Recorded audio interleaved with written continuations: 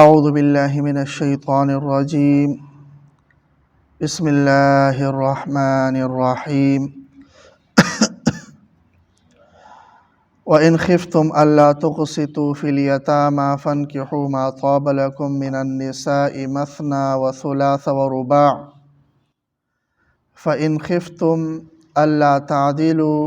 اگر تمہیں اندیشہ ہو کہ تم انصاف نہیں کر سکو گے فواحدۃ تو پھر ایک سے ہی نکاح کر لو، او ما ملکت ایمانکم یا باندیاں ہی رکھو اور ایک سے زیادہ نکاح نہ کر لو۔ ذالک ادنیٰ اللہ تعولوا یہ زیادہ قریب ہے اس بات کے کہ تم ظلم نہ کر لو، حد سے تجاوز نہ کرو۔ غرض قرآن کی روح سے ایک مرد کے لیے 4 تک کی شادیاں کرنے اور نکاح کرنے کی اجازت ہے بیک وقت، اور یہ مشروط اجازت ہے کہ ان 4 کے درمیان میں وہ انصاف کر سکتا ہو، ان کے حقوق صحیح طریقے سے ادا کر سکتا ہو، ان حقوق کی ادائیگی میں کوئی کمی کوتاہی نہ کرے۔ اگر ایسا کوئی اندیشہ ہے کہ وہ حقوق کی ادائیگی میں کمی کوتاہی کرے گا تو پھر وہ ایک ہی نکاح کر لے اور ایک سے زیادہ نہ کرے۔ یہ قرآنی حکم ہے، اور اس زمانے کے اعتبار سے تو یہ کوئی ایسی بات نہیں تھی، بلکہ اس زمانے میں تو یہ بھی کم تھی۔ 4 لوگوں کی 10 سے زیادہ بیویاں ہوا کرتی تھی، 4 سے تو زیادہ ہوتی ہی تھی۔ اس زمانے کے اعتبار سے تو گویا کہ یہ بھی کم تھی 4 تک کی اجازت دینا، جیسا کہ روایات میں آتا ہے کہ یہ جب غیلان بن اسلمہ ثقفی رضی اللہ تعالی عنہ مسلمان ہوئے اور ان کو اس حکم کا پتہ چلا تو انہوں نے کہا کہ یا رسول اللہ میری نکاح میں 10 بیویاں ہیں، اب کیا کروں؟ آپ نے فرمایا ان 10 میں سے 6 کو طلاق دو اور 4 رکھو۔ انہوں نے ایسا ہی کیا۔ قیس بن حارث رضی اللہ تعالیٰ عنہ انہوں نے کہا کہ میرے نکاح میں 8 ہیں، آپ نے کہا 4 رکھ سکتے ہو، 4 کو طلاق دو۔ تو غرض اس زمانے کے اعتبار سے یہ کوئی انہونی بات نہیں تھی، لیکن آج کل پوری دنیا میں اس مسئلے کو لے کر ایک واویلا ہے کہ ایک تو نبی اکرم صلی اللہ علیہ وسلم نے 11 نکاح کیے، اس بات کو لے کر اعتراض ہے۔ پھر حضرت عائشہ صدیقہ رضی اللہ تعالی عنہا کے ساتھ نوعمری میں کم سینی میں نکاح ہوا ہے، اس کو لے کر ایک اعتراض ہے۔ اور وہ تو خیر آپ صلی اللہ علیہ وسلم کی جو نکاح والی بات ہے وہ 22ویں پارے میں تفصیل سے مذکور ہے۔ یہاں یہ ہے کہ ایک عام مرد کے لیے ایک وقت میں 4 نکاح تک کی اجازت قرآن نے دی ہے، اور اس کو لے کر موجودہ دور میں بہت زیادہ اعتراضات کی بھرمار ہے۔ تو غرض بحیثیت مومن جب ہم مانتے ہیں کہ نبی اکرم صلی اللہ علیہ وسلم اللہ کے نبی ہے، قرآن اللہ کا کتاب ہے، اور اللہ تبارک و تعالی قادر مطلق ذات ہے، وہی حقدار ہے اس بات کے کہ ہمیں جو بھی تعلیمات جو بھی احکامات وہ دے دیں ہم اس کو تسلیم کر لیں۔ بحیثیت مومن ہم نے تو ماننا ہے، یہی ایمان، ہماری سمجھ میں عقل میں آئے یا نہ آئے۔ لیکن یہ ہو ہی نہیں سکتا کہ اللہ تبارک و تعالیٰ کا کوئی حکم ایسا ہو کہ جو بنیادی اخلاقیات کے خلاف ہو، بنیادی معاشرتی اصول کے خلاف ہو، اور یا یہ کہ اس میں کسی طرح کی کوئی زیادتی اور ظلم کا کوئی اندیشہ ہو اور کوئی شائبہ ہو، یہ اللہ تبارک و تعالیٰ کے احکامات میں نہیں ہو سکتا۔ یہ الگ بات ہے کہ اپنی عقل کے مطابق، اپنی سمجھ کے مطابق ہماری سمجھ میں یا ہماری نظر سے یا جو کفار ہیں ان کی نظر سے وہ حکم ظلم دکھ رہا ہو، اور ہماری کم فہمی کی وجہ سے ہم انہیں جواب نہ دے پا رہے ہوں، یہ الگ بات ہے۔ لیکن اللہ تبارک و تعالیٰ کے احکامات کسی بھی قسم کے نقص سے پاک ہے، اخلاقی نقص سے بھی پاک ہے، معاشرتی نقص سے بھی پاک ہے، اور دوسرے تمام قسم کے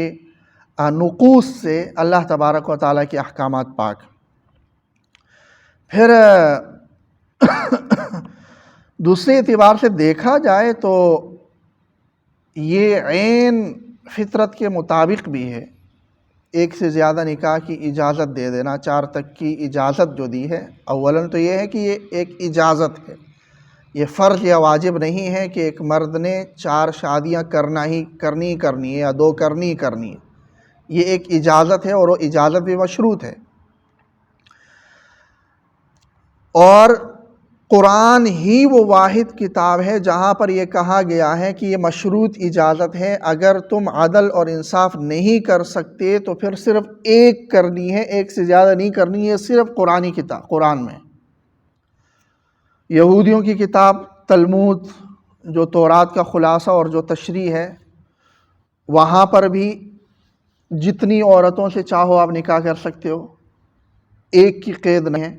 بعد میں جا کر یہودی ربیوں نے یہ پابندی لگا دی یہودیوں پر، کتاب میں نہیں ہے ان کی، ربیوں نے یہ کہا کہ یہودی صرف ایک ہی نکاح کریں گے۔ بائبل میں اگر آپ دیکھ لیں تو حضرت سلیمان علیہ السلام کی 700 نکاحوں کا ذکر ہے، اور بائبل میں بھی ایسی کوئی قید نہیں ہے کہ آپ نے ایک ہی نکاح کرنا ہے ایک سے زیادہ۔ یہ بعد میں جا کر چرچ والوں نے یہ پابندی لگا دی کہ بھائی ایک ہی عیسائی ایک ہی نکاح کرے گا ایک وقت میں اور ایک سے زیادہ نہیں کر سکتا۔ ہندو جو موجودہ ہندو ہے ہندوستان کے اندر، وہ مسلمانوں کے خلاف بہت زیادہ اس معاملے کو لے کر بات کرتے رہتے ہیں، لیکن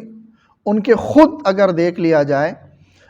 تو مہابھارت جو ان کی کتاب ہے، مذہبی کتاب ہے، وہ اس کے اندر لکھا ہوا ہے کہ ان کا جو بھگوان جس کو وہ مانتے ہیں کشن،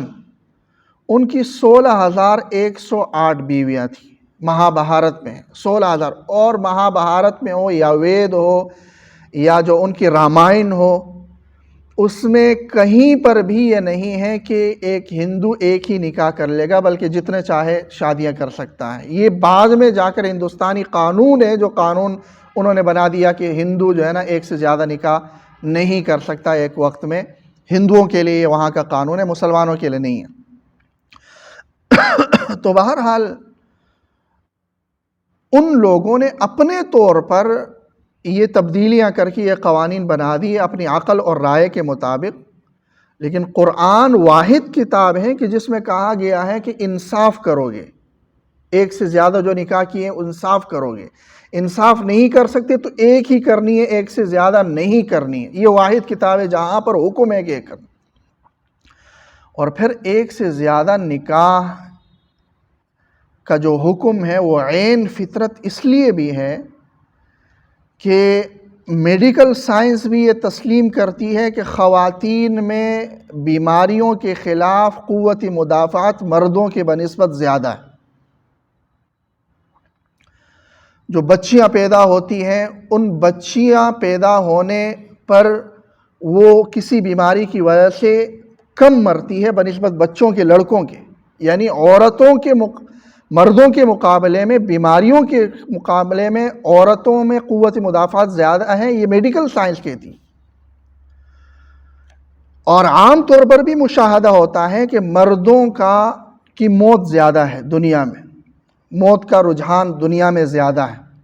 اور پھر مردوں نے اس زمانے کے اعتبار سے جنگوں میں بھی جانا تھا اور مختلف خطرات میں بھی جانا تھا، ان کے موت کا ریشو زیادہ تھا اور موجودہ دور میں بھی زیادہ ہے۔ اور پھر دنیا کے بہت سارے ایسے ممالک ہیں کہ جہاں کی آبادی عورتوں کی زیادہ ہے مردوں کی بنسبت۔ بہت سارے ممالک ایسے ہیں جہاں عورتوں کی تعداد مردوں کی بنسبت زیادہ ہے، ہمارے بھی زیادہ ہے، ہمارے یہاں بھی ہے۔ تو اب یہ اگر ایک نکاح تک ہی محدود کر لیا جائے اور ایک سے زیادہ کی اجازت نہ دی جائے، اور جہاں حقیقت کے اعتبار سے دیکھ لیا جائے کہ مرد تعداد میں کم ہیں اور عورتیں تعداد میں زیادہ ہیں، وہاں آپ نے یہ قانون بنا لیا ہے کہ بھئی آپ ایک ہی نکاح کر سکتے ہیں اور ایک سے زیادہ نکاح نہیں کر سکتے، ایک ہی شادی کر سکتے ہیں، ایک سے زیادہ نہیں شادی کر سکتے، تو وہ خواتین جن کے لیے کوئی مرد ہی دستیاب نہ ہو تو ان کا کیا کیا جائے گا؟ ان کی زندگی کا کیا ہوگا؟ وہ خواتین یا ان کے لیے دو آپشن ہیں، یا تو یہ ہے کہ ایک نکاح کا قانون ختم کر لیا جائے اور ایک سے زیادہ نکاح ہو، اور وہ کسی مرد کے ساتھ جس کی پہلے سے بیوی ہو یہ بھی وہ رہے، اور اس کو پابند کر لیا جائے کہ بھئی تم نے بیویوں کے ساتھ بالکل برابری والا سلوک کرنا ہے اور کوئی وہ نہیں کرنی ہے، کوئی فرق نہیں کرنی، کوئی امتیاز نہیں برتنا۔ ایک صورت تو یہ، اور دوسری صورت یہ ہے کہ ان خواتین کو آزاد چھوڑ دیا جائے کہ جس مرد سے بھی چاہیں تعلقات بنا لیں یا کسی کوٹھے پہ جا کے بیٹھ جائیں جہاں ان کی اپنی جنسی ضرورت پوری کر لیں۔ تو ایک اخلاقی اعتبار سے دیکھا جائے کہ ایک عورت جینون مسئلہ ہے کہ مرد دستیاب نہیں ہے، اس کے لیے کون سا زیادہ بہتر راستہ ہے کہ اس کو ایک چھت میسر ہو، ایک نگران میسر ہو جو اس کی عفت کا خیال رکھے، جو اس کی ضروریات کا خیال رکھے، اور جو اس کو یکساں حقوق فراہم کر لیں جس طرح وہ دوسری بیوی کو فراہم کر رہا ہے۔ یہ زیادہ بہتر ہے، یا وہ کسی بازار میں جا کر بیٹھ جائے اور وہاں ہزاروں مردوں کی خدمت یا ان کی جنسی ضرورت پوری کرنے والی بات کر لیں۔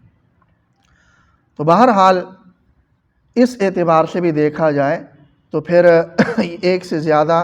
نکاحوں کی حکمت یہ سمجھ میں آتی ہے۔ پھر یہ ایک اعتراض یہ بھی ہوتا ہے کہ اگر مرد کو اجازت ہے کہ وہ ایک سے زیادہ نکاح کرے تو عورت کو بھی اجازت ہونی چاہیے کہ وہ ایک سے زیادہ شادیاں کر لیں اور اس کے کئی شوہر ہوں،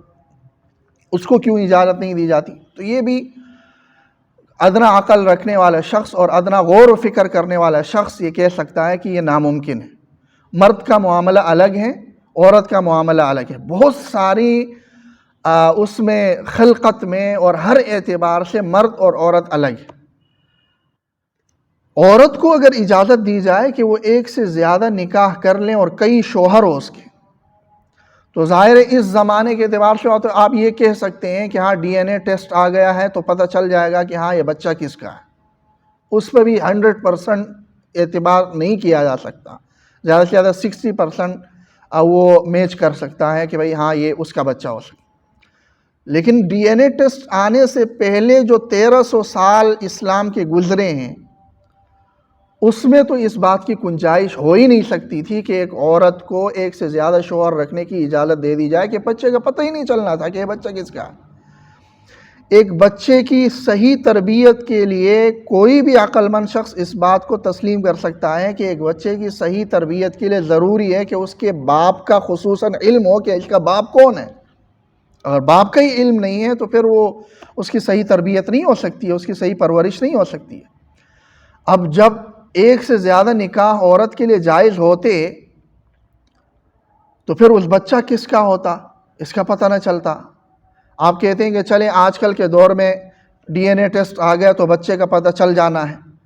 لیکن اس ایک خاتون کے بارے میں آپ سوچیں کہ جس خاتون کو ہر ماہ ماہواری لاحق ہونی ہے، اس نے پریگننٹ بھی ہونا ہے، اس نے بچہ جننے والی معاملات سے بھی گزرنا ہے، اور اس سب کے بعد پھر میڈیکل سائنس کے مطابق بھی یہ ہے کہ مرد اور خاتون اور عورت اس کے یہ جو جنسی شہوت جو ہے ان میں بھی اختلاف ہے۔ عورت ایک موڑ پر جا کر اس کی جنسی شہوت ختم ہو جاتی ہے، لیکن مرد کی جنسی شہوت ختم نہیں ہوتی، یہ جاری رہتی ہے۔ تو ایک عورت ہے وہ ایک سے زیادہ وہ شوہر بنا رہی ہے ایک سے زیادہ، اور وہ کسی ایک تو یہ ہے کہ کئی مسائل ہیں کہ ان شوہروں کو سنبھالنا، ایک سے زیادہ شوہروں کو سنبھالنا اس کے لیے کتنا مشکل ہے، اور پھر شوہر اس کے نگران ہے، نگہبان ہے، اور ان شوہروں کے آپس کے درمیان میں جو لڑائی جھگڑوں والا معاملہ ہے وہ ایک الگ سے ہے، اور پھر اس عورت کا کسی ایک موڑ پر جا کر شہوت سے خالی ہو جانا یہ بھی ایک بڑا مسئلہ ہے، اور مردوں کے لیے وہ مسئلہ نہیں ہے۔ تو غرض کسی بھی طور پر یہ نہیں کہا جا سکتا کہ اگر اسلام نے ایک سے زیادہ عورتوں سے نکاح کرنے کی اجازت دی ہے تو عورت کے لیے اجازت کیوں نہیں ہے کہ وہ ایک سے زیادہ مردوں سے نکاح کر لے۔ اور یہ حکم بالکل فطرت کے مطابق ہے